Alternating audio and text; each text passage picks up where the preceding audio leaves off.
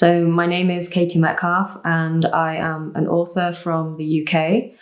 I've been writing about Nordic culture and the Arctic for about 13 years, and that's like the predominant focus in my work. Since I arrived in Iceland, I have been working on a collection of poetry about the Icelandic winter from the time of the settlers to the present day. I'm fascinated by winter in general. It is something that I think about all year round, and it just consumes my life in the best possible way. And so I've been really getting deep into research, because research form is like one of the most valuable parts of my writing process when it comes to writing collections of poetry. I spend about as much time researching as I do writing. So I have been researching deeply into all aspects of winter in Iceland, from what the settlers ate to how winter is celebrated today, to how the Icelandic horses are managing to survive this kind of weather, this kind of extreme weather.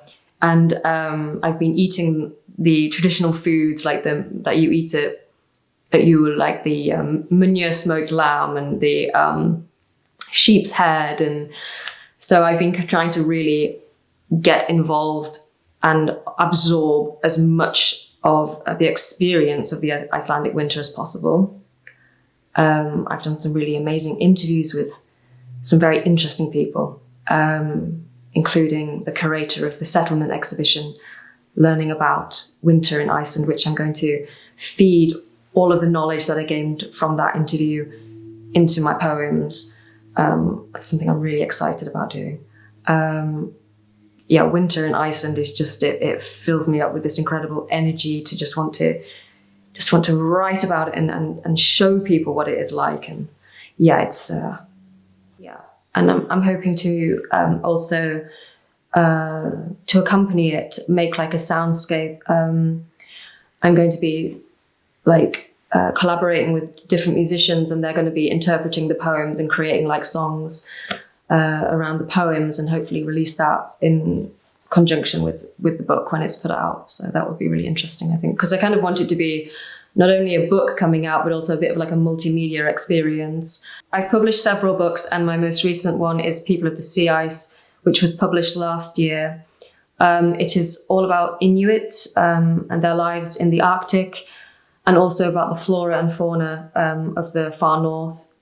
The poem I'm going to read for you is called Falling Walrus, and it was inspired by a scene in a documentary that I watched where there was walruses falling from cliffs because of overcrowding on beaches, and they were unable to reach sea ice, which they would normally rest on, because it's all disappearing thanks to climate change. So this is called Falling Walrus. These gypsies of the sea would be hauled out on the ice if it was still there. The immense herd heaves on a slither of beach. There used to be enough ice to hold them all, and more besides. These haul-outs used to be fewer, lest walrus would expire under the bulk of their brethren. They have no option now but to come to this shard of land. They know it's left, the ice, but I couldn't tell you if they know it won't come back. Unlike the waves, which always return stronger. The ruckus they make is monstrous, but strangely alluring, like listening to music backwards. Some walrus gaze at a cliff, offering freedom from the overcrowding. Several make for the top, hauling gargantuan bodies up and away from what's familiar. Towards the sky the walrus go, where it's said the Inuit dead play ball with walrus heads. A yearling turns his rear flippers forwards. He follows the older ones on all fours. Their skins have paled to weathered rust. His skin is still wet bark dark with youth.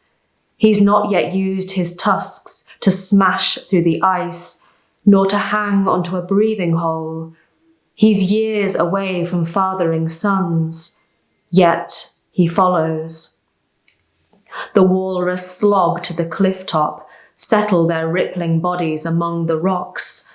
It's peaceful, yet alien. When hunger begins to berate, instinct directs them to the seabed. They lumber towards the cliff edge, weak eyes unable to decipher just how high they've actually climbed. One by one, they fall. The yearling is the last to go. His body plummets. Rocks rip his craggy skin like it's tissue paper thin. He lands with a wet slap amidst mangled family members. Some breathe, most not.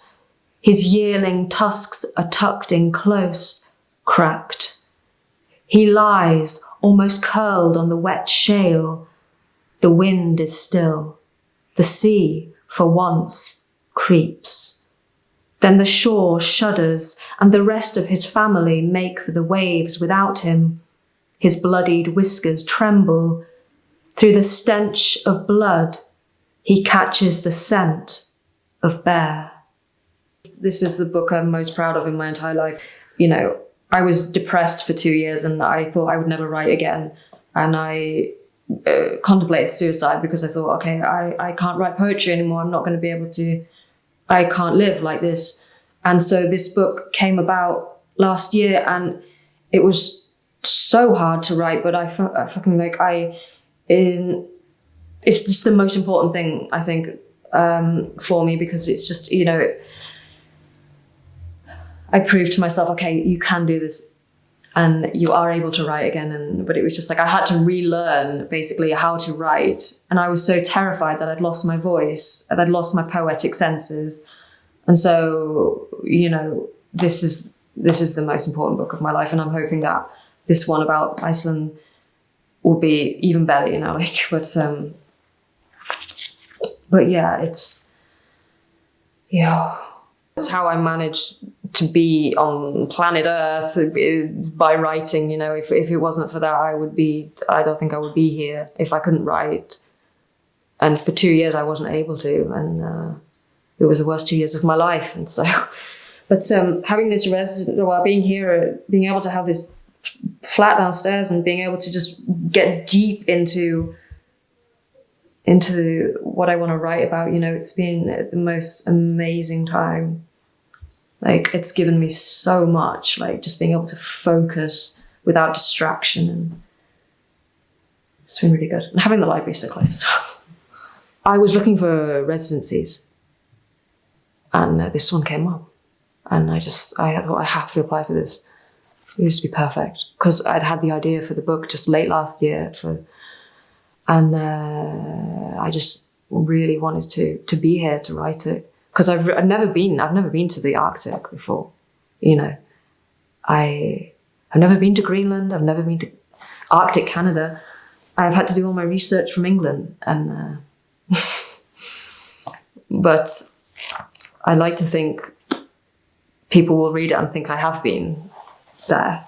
That's why the research is so valuable, because with this new book, I want people to feel as if I was there when the settlers came to Iceland, and that I felt that anxiety. Are we going to survive this winter? Are we going to die? You know, I want people to be like, oh God, it was like she was there. You know, I want people to get that impression, or I want them to feel that they are there in this inhospitable landscape where you don't know from one day if you're going to live or die. It's fascinating.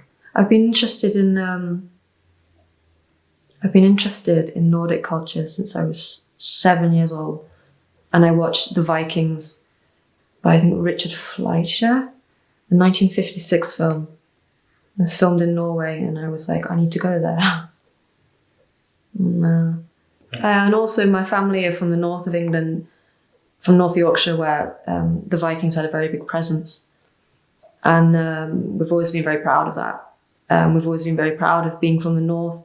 It's in my blood, you know. So, and also I went to a Waldorf school, and the Nordic influences were very strong, from the literature that we read to the art that we saw to the food that we ate. It was all very Nordic inspired, and that really helped shape my character. And we spent a lot of time learning about Norse mythology. And I was always drawn to the wild landscapes, the mountains and the forests and the fjords. And it's not a day goes by when I don't think about these places. And that's why it's so important for me to like be here, be in Norway, because I feel so, like my spirit kind of feels this, like, oh, this is home. You know, I don't get that in the UK. I mean, my connection to the north and to winter and to the landscapes of the north especially are what fuel me every day, and what get me out of bed when I'm feeling depressed, because I live with I live with bipolar and anxiety and a myriad of other mental health issues. And the north and writing about it is what keeps me going in times when I kind of just want to give up. It fuels me in a way that nothing else is capable of doing. And it just makes me so happy in myself. Gives me so much joy and so much energy. And oh my God, I could talk for days about how it shaped my life and shaped the person I am and the person I'm kind of becoming. A lot of people roll their eyes at me. They don't understand why I'm so passionate, where it comes from. They don't really get it, and they think I'm being over the top, and I can't help it. It's just the way that I am, and I'm not going to apologize to anyone for feeling this way. But yeah, it's the North is the central focus of everything that I do, not only my writing, and it's my whole life. And I'm constantly looking at ways in which I can work with that. Last year I actually released, because I'm also in a band, and we released an album called Daughters of the North, which was inspired by all the darkly inclined females of like northern myth and folklore and mythology. So Hel and Angerboda and Sedna, the Inuit goddess of the sea, and Huldra from Norway, the woman of the woods, and that was like a homage to those females. And I had to make that album because it was just like I couldn't not do it. I had to write about these strong characters and how they've shaped culture and history and the way that we are today. So I was 4 years old when I decided I wanted to be a writer, and I've never wanted to be anything else. That's just it. That I decided then, and that was that. It's been my whole life. I've sacrificed so much. Well, it's a good job that I'm like a massive introvert and that I can do without social interaction for weeks on end. I'm very happy just sitting in my room writing. That was like my whole all my teen years, most of my adult years. I have to do it as well for my mental health. If I don't write, I get very ill. I have to express myself in that way. Without writing, without creativity, I would not be sitting here today. And so it's saved my life more times than I can count.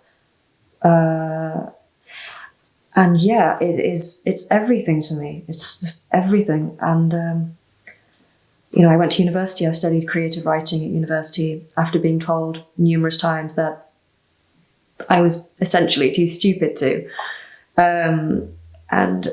I've spent a lot of my life trying to prove to people that actually I'm capable of much more than what people think I am capable of. It's my life, and it always will be I'll be writing until I can't hold a pen anymore, you know. Yeah.